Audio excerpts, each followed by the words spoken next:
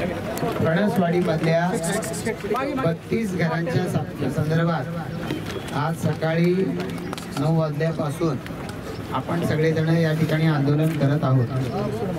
आपण सगळेजण इथं आंदोलन करत असताना आपण सगळ्यांची एक मुख्य मागणी आहे ती म्हणजे आम्हाला जर इथून हलवायचा असला तर आमचं पुनर्वसन दुसरीकडे कुठेतरी करून द्या।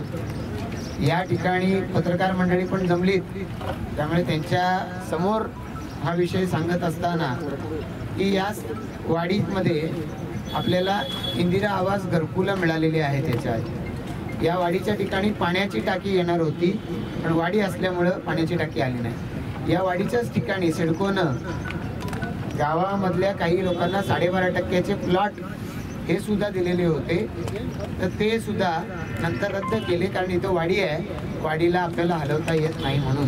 मग अशा वेळेला हा जो रस्ता हा पलीकडच्या बाजूला जी सिडकोची विमानतळासाठी पुनर्वसन केलेली वसाहत आहे तिकडं जाणारा रस्ता आहे, तर त्या रस्त्याच्यासाठी आता पर्यायी रस्ता म्हणजे हा जुनाच रस्ता होता, पर्यायी रस्ता म्हणून याची निवड जर करायची आहे आणि त्याच्यासाठी जर कुठे 12 घरं काढा किंवा काय असं जर त्यांचं म्हणणं असलं तर त्यांना पुनर्वसन केल्याशिवाय या ठिकाणून उठवू नका हा आग्रह याच्यापूर्वी देखील आपण इथं उपस्थित असल्यापैकी अनेकांनी धरलेला होता।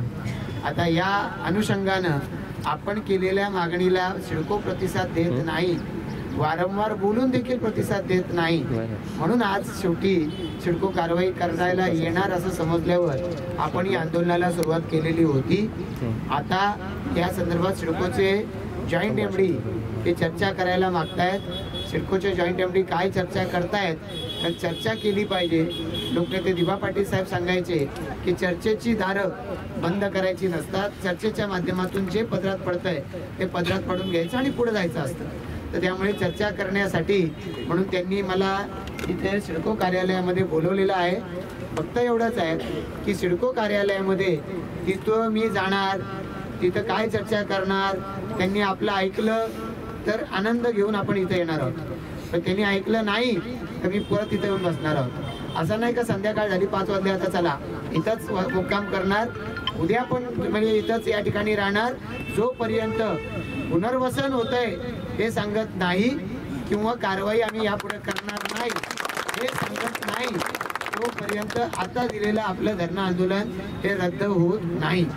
पोलिसांना माझी विनंती आहे, सिडकोच्या सीव्हीओच्या सांगण्यावरून इथून मी चाललोय, आता मीच उन्हात जात नाही म्हणून यांना सांगतो का सावलीत बसा, तुमच्याकडून जर कुठला प्रयत्न झाला इथं येऊन मी प्रशांत ठाकूर स्वतःला पेटवून घेईन याची पोलिसांनी नोंद घ्यावी, तयारी असली तर सिडकोनं कारवाई करेल, त्याला तुम्ही साथ द्यावी आणि मी माझा शब्द खरा करून दाखवीन याची आपण नोंद घ्या।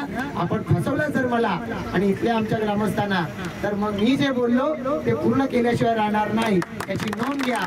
राज्याचे मुख्य सचिव सांगतात, मुख्यमंत्री बोलतायत का अजून कोण बोलतंय, त्याला मार्ग सुद्धा आम्ही या सिडकोच्या अधिकाऱ्यांना यापूर्वी सुद्धा सांगितलेले आहे। हा मार्ग जो आहे आपला JFPTचा तो झाला पाहिजे, हे काम झालं पाहिजे, सगळं आम्हाला मान्य आहे आणि ते होण्यासाठीचे पर्याय मार्ग सुद्धा आम्ही रेल्वेच्या अधिकाऱ्यांना याच्यापूर्वी सांगून झालेले आहे, पण हे असंच केलं पाहिजे, यांना उठवलंच पाहिजे, सिडकोची पॉलिसीच नाही हे जे सांगण्याचे प्रयत्न करतात हे आम्हाला मंजूर नाही आणि म्हणूनच या ठिकाणी आज आम्ही आंदोलनाला बसलेलो आहोत। गेल्या वर्षी सप्टेंबर महिन्यामध्ये 2024 साली जो गरजेपोटी बांधकाम क्षेत्र रेग्युलराइज करण्याचा निर्णय घेतला त्याच्यामध्ये आदिवासींचं सुद्धा स्थान असलं पाहिजे असं आमचं मागणं आहे। तुम्ही म्हणाल लोकप्रतिनिधी म्हणून तुम्ही त्यावेळेला का मागणी केली नाही, तर प्रकल्पग्रस्तांचा हा 1995 सालापासून दिबा पाटील साहेब असताना पासूनचा प्रलंबित प्रयत्न होता,